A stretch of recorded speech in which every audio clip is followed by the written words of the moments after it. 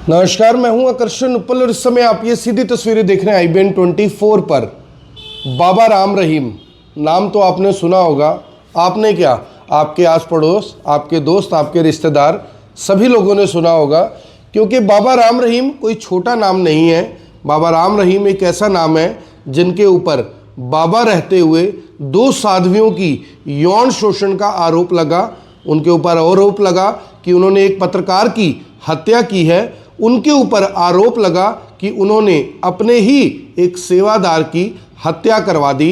और आप सोचकर देखिए कि जिनका नाम बाबा है, अगर उनके ऊपर कोई FIR दर्ज होती है, कोर्ट में केस चलता है, तब तक कहा जाता है कि बाबा के ऊपर सिर्फ आरोप है, वो दोषी नहीं है। लेकिन अगस्त 2017 में पंचकुला के अंदर जो यानी आपने देखा होगा कि जिस तरह से पंचकुला को जलाने का दिन दिहाड़े सरेआम जो कांड हुआ, आज भी उस मामले में किसी को सजा नहीं हुई है, क्योंकि वो दिन ऐसा दिन था जिस दिन बाबा राम रहीम को CBI की विशेष अदालत ने सजा दी थी 20 साल की।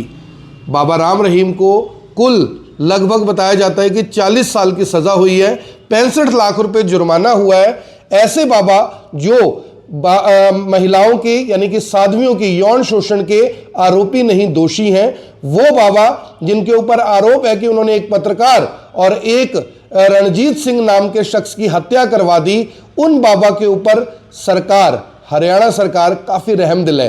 रहमदिल इसलिए क्योंकि सजा से लेके आज तक बाबा राम रहीम को करीब 9 बार पेरोल मिल चुकी है। और आज इस पेरोल के ऊपर हाई कोर्ट ने, हरियाणा पंजाब हाई कोर्ट ने भी सवाल उठाया। हरियाणा पंजाब हाई कोर्ट ने पूछा सरकार से कि आप बार बार सवालों के जवाब देने से बच क्यों रहे हैं, आप क्यों नहीं बताते कि बाबा राम रहीम को जो लगातार पेरोल मिल रही है, इसके पीछे का कारण क्या है, और क्या जो ये दया दृष्टि बाबा राम रहीम के ऊपर हो रही है, क्या ऐसी दया दृष्टि किसी और के साथ भी की गई है। बाबा राम रहीम इस समय भी पेरोल पर हैं, 50 दिन की पेरोल लेकर बाबा राम रहीम बाहर हैं। 10 मार्च को उन्हें सरेंडर करना है, लेकिन उनकी पेरोल की जो दास्ता है वो बड़ी अजीबोगरीब है, उसके ऊपर बड़े सवाल उठते हैं। हालांकि सरकार हर बार ये कहती है कि बाबा राम रहीम को जो भी हम पेरोल दे रहे हैं, फरलो दे रहे हैं, वो नियमों के, कानून के तहत दी जा रही है। लेकिन मैं आपको बता दूं कि हरियाणा की विभिन्न जेलों के ना जाने कितने लोगों की फाइलें रोजाना डिप्टी कमिश्नर और कमिश्नर के पास से वापस आ जाती हैं, उनके ऊपर ऑब्जेक्शन लग जाते हैं। ज्यादातर लोगों को एक बार पेरोल मिलती है, 2 बार पेरोल मिलती है, तीसरी बार कह देते हैं कि भैया तुझसे तो इस राज्य को खतरा है, लेकिन फिर वो शख्स कोर्ट का रुख करता है और फिर उन्हें पेरोल दे दी जाती है। ये मैं आपको सही मायने में असली केस बता रहा हूं जो मेरे तक पहुंचे हैं। लेकिन बाबा राम रहीम को एक बार भी कोर्ट नहीं जाना पड़ा, बाबा राम रहीम की फाइल एक बार भी वापस नहीं आई, बल्कि बाबा राम रहीम की फाइल तो जिस दिन जाती है उसी दिन उन्हें पेरोल और फरलो मिल जाती है। उसका कारण सीधा सा है कि उनके राजनीतिक कनेक्शन बहुत ऊपर तक हैं, इतनी ऊपर तक है जितनी ऊपर तक मैं और आप सोच भी नहीं सकते। अब आपको बता देते हैं कि बाबा राम रहीम को पेरोल और फरलो देने के ऊपर सवाल क्यों उठते हैं, और सवाल उठे भी क्यों ना। अरे बाबा राम रहीम के ऊपर इतने मामले दर्ज हैं, 2 मामलों में उनको सजा हो चुकी है, 40 साल की सजा उनको बताई जाती है कि उनको जेल के अंदर काटनी है, 65 लाख रुपए का उनके ऊपर जुर्माना हो चुका है। लेकिन जो ये दया दृष्टि हरियाणा सरकार बाबा राम रहीम के ऊपर दिखाती है, वो दिखाती है कि दाल में कुछ तो काला है या फिर पूरी दाल ही काली है। अब आपको बताते हैं कि बाबा राम रहीम को 3.25 साल में 9 बार जो पेरोल और फरलो मिली, वो कब कब मिली और उस समय क्या क्या ओकेजन चल रहे थे। ओकेजन मतलब चुनाव चल रहे थे, क्योंकि राजनीतिक है ना बाबा, तो बाबा के राजनीतिक कनेक्शन बड़े ऊपर तक हैं। पहली बार बाबा राम रहीम को 24 अक्टूबर 2020 को 1 दिन की पेरोल मिली थी। तब उनकी मां बीमार थी, ह्यूमैनिटेरियन ग्राउंड था, मिलनी चाहिए थी। अगर मां बीमार है, पत्नी बीमार है, मिलनी चाहिए। लेकिन यहां पर आपको याद करना चाहिए कि जो मनीष सिसोदिया हैं, उनकी पत्नी बीमार है, ना उनको बेल मिल रही है और ना ढंग से पेरोल मिल रही है। दूसरी बार बाबा राम रहीम को 21 मई 2021 को 1 दिन की फिर पेरोल मिली, वो अपनी मां से ही मिलने के लिए जाते हैं, इसमें भी कोई बुरी बात नहीं है। तीसरी बार यानी कि बाबा को 7 फरवरी 2022 को पेरोल मिलती है 21 दिनों की। चौथी बार मिलती है जून 2022 में 1 महीने की, उसी साल यानी 2022 में ही। 2022 में ही तीसरी बार उनको मिलती है 40 दिनों की पेरोल। छठी बार उनको 21 जनवरी, यानी सोचिए डेट और टाइमिंग देखिए कि टाइमिंग कितनी जबरदस्त है कि पहले अक्टूबर 2022 में मिली, फिर 21 जनवरी 2023 में 40 दिन की पेरोल मिली, फिर 2023 में उनको मिलती है 30 दिन की पेरोल, फिर 2023 में उनको मिलती है नवंबर में 29 दिन की पेरोल। अभी दिसंबर में बाबा वापस जाते हैं जेल में, लेकिन 19 जनवरी को बाबा को 50 दिन की पेरोल फिर से मिल जाती है। यहां से आपको लग रहा होगा कि बाबा जेल में ज़्यादा रहते हैं या बाबा बाहर ज़्यादा रहते हैं। सरकार का कहना है कि भैया बाबा राम रहीम को हम सिरसा डेरे में नहीं जाने देते, बाबा राम रहीम को इजाज़त नहीं है हरियाणा आने की। लेकिन सवाल यह है कि बाबा राम रहीम को अगर सिरसा जाने की इजाज़त नहीं है तो क्या जितने लोग जेलों में भरे पड़े हैं उनको भी अपने घर जाने की इजाज़त ना दीजिए, उनको भी कानून के तहत किसी और शहर में जाने की इजाज़त तो दीजिए। लेकिन बाबा के साथ इतनी हमदर्दी और लोगों के साथ इतनी बेरुखी का क्या कारण है, इस बारे में आज तक कोई जवाब ढूंढ नहीं पाया। बाबा राम रहीम को जब पेरोल और फरलो मिलती है दोस्तों, इसका भी एक राजनीतिक कनेक्शन है। राजनीतिक कनेक्शन सुनेंगे तो आपका तालियां बजाने का मन करेगा, आपको लगेगा कि वाह, बाबा का तो अभी भी बहुत रुतबा कायम है।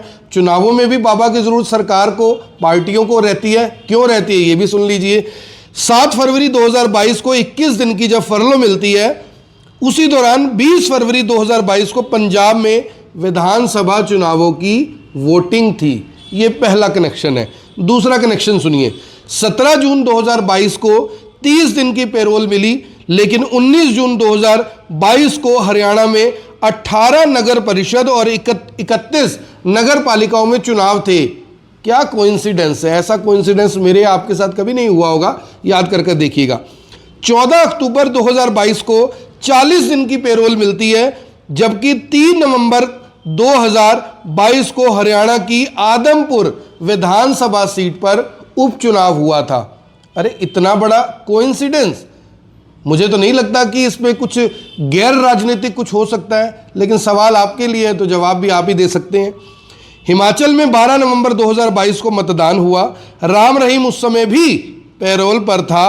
प्रदेश के तत्कालीन मंत्री विक्रम ठाकुर समेत बीजेपी के कई नेता उसके ऑनलाइन सत्संग में भी पहुंच गए थे, क्योंकि उस समय चुनाव चल रहे थे और बाबा की बहुत ज़रूरत थी उन्हें बाबा के आशीर्वाद की, या यूं कहें कि बाबा के जो बाबा को मानने वाले लोग हैं उनके वोट की। उसके बाद 20 नवंबर 2023 को 21 दिन की फरलो मिली और 25 नवंबर 2023 को राजस्थान में चुनाव था। मान लीजिए भैया ये भी हो सकता है कि बाबा है, कुछ भी हो सकता है। लेकिन अब सवाल सबसे बड़ा ये कि बाबा के ऊपर जो मेहरबानी हो रही है ये किसकी वजह से हो रही है और क्यों हो रही है। अब 2024 में फिर से चुनाव है और आपको मैं अभी बता रहा हूं कि इन चुनावों में भी बाबा को इसी तरह से पेरोल और फरलो मिलेगी। मैं इसी तरह से खबर छापूंगा, अखबार इसी तरह से खबर छापेंगे, मैं इसी तरह से खबर को सुनाऊंगा। लेकिन बाबा बरसावा जो आश्रम है वहाँ पर आराम से अपना सत्संग करेंगे, ऑनलाइन सत्संग करेंगे।